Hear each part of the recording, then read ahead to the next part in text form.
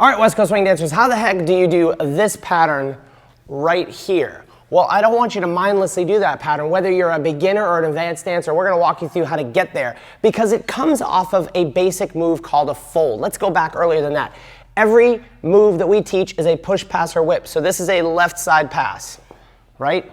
Boring left side pass. But then we learn an inside turn off the left side pass. And that is the next branch of the tree. Then we have a fold. So that is literally me folding Megan's hand behind her and anchoring. So that's the genesis of what we're doing. We're gonna give you a couple of different options because we don't want you to be stuck into just doing this move. We want you to have a bunch of variations depending upon the music so you can be organic with your partner. So the fold, we have to dance 1, we prep Megan for 2. I turn this hand down, I allow her to turn, I don't make her turn because she's already prepped. 3 and 4, I step in the slot behind her, and then we both anchor to face each other 5 and 6. I call that a groovy anchor because I want to groove around during the 5 and 6. I'm gonna let Megan talk about this hand though in a second. So 1, 2, 3, and 4, I step in the slot behind her and I use my anchor 5 and 6 to turn back. But this moment of the hand is key, so Miss Megan, talk about that for me. All right, so we have 1, 2. At this moment, they're going to turn the hand down, which actually helps me turn the direction I need to turn. While we're there, can we talk about that rotational connection? Yeah, sure. So we're connected straight back at the moment, but as this starts to turn, it's going to be a rotational connection where I stay in the hand. So we have triple step.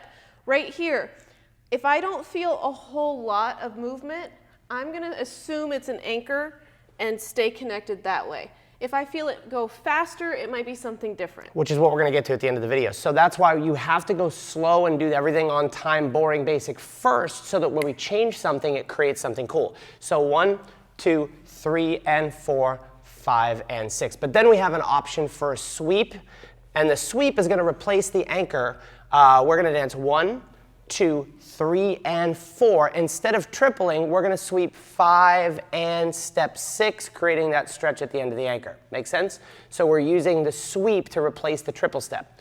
1, 2, 3, and 4, 5, and 6. Here's a good way to think about the anchor step, and I heard this from the late Skippy Blair. It is not a step, but rather a position, right? So the position of us being stretched away creates our anchor. It doesn't have to be a triple step, which is why we can replace it with a sweep. 2, 3, and 4, 5, and 6. But the music might not necessitate the sweep. You might have a bump in the music. So we might want to be able to stylistically dance our way through the anchor or the sweep.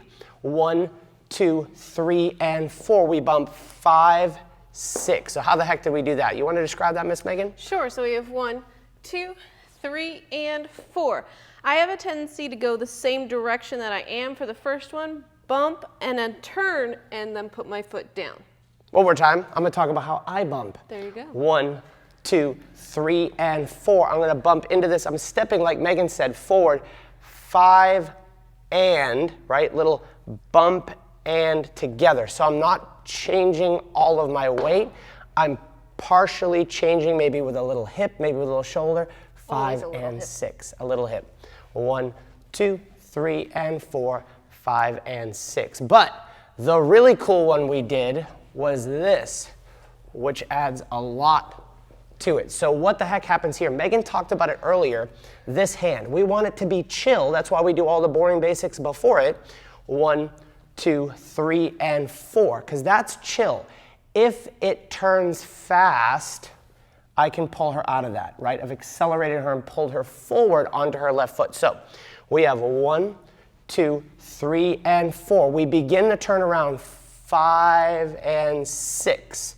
So instead of being back for 6, I've pulled her forward for 6. So now we can tuck and anchor. Let's talk about the tuck first. So we're going to do this in reverse order. If we did a basic tuck, you can talk about your cool styling.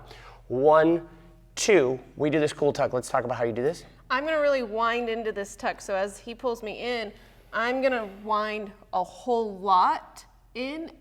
That way, it's just a little bit cooler than if it was flat. And leaders, I can set this up, and we're going to go back and add this to the pattern. But I can ask for her to do this. It doesn't mean that she will, but by allowing this like little rotational setup, and we talked about like this. A prep. Yeah, we talked about this earlier. We don't think about this as purely linear, right? Yeah, basically speaking, we're purely linear. We move back and forward in a sugar push, push break. But we like to think that there's a slight flare to the elbows. You might not see it on camera, but we're feeling it. So what that slight flare does is allows me to set up that rotation, right? So take your two hands, pull them aside just a little bit, feel that rotation, lose this one. Dance my 1 with a slight prep 2. It lets that side go back, just that little bit. She tucks into it, I step her away, and we anchor step. But how does that work off of the sweep? So we get to count 4 the sweep, 1, 2, 3, and 4. And whether she sweeps or triples, 5, and I'm gonna pull this hand with that slight prep, 6. So I make sure I pull it enough to get her there, but not purely linearly, because yeah, right? So if I do that again, 1, 2, 3, and 4, 1, 2, 3, and 4. We have to master that. 5 and now I pull it both forward, but allowing for that 6. Now she has her cool tuck, 7 and 8. That's another moment, 9 and 10. So let's talk about that moment for a second, because that's going to open up something off script, Megan. See if this will work. Hang on tight. 1, 2, 3, and 4. 5, 6, 7, and 8. If I master that moment, I can use it for another rock and go to come back out. So off script, let's talk about that. Sure. Totally didn't tell you I was going to do that. We have 1, 2, 3, and 4, 5, 6, right? We have our tuck, 7 and 8. There's that same moment away, right? The same moment away we used here. Is that hand there to sweep her back around, right? It's the same one we're going to use here. 1, 2, 3, and 4, 5, 6, 7, and 8. I'm going to use that moment. I'm going to over-rotate her. Triple step onto her right foot, reverse whip, triple step, and back out. Speaking of the reverse whip, if you want to see our favorite reverse whip patterns, you can get them right here. And if you want to see a cool styling video with a little bit more detail on how to do that tuck, you can watch that right, let's put it right here.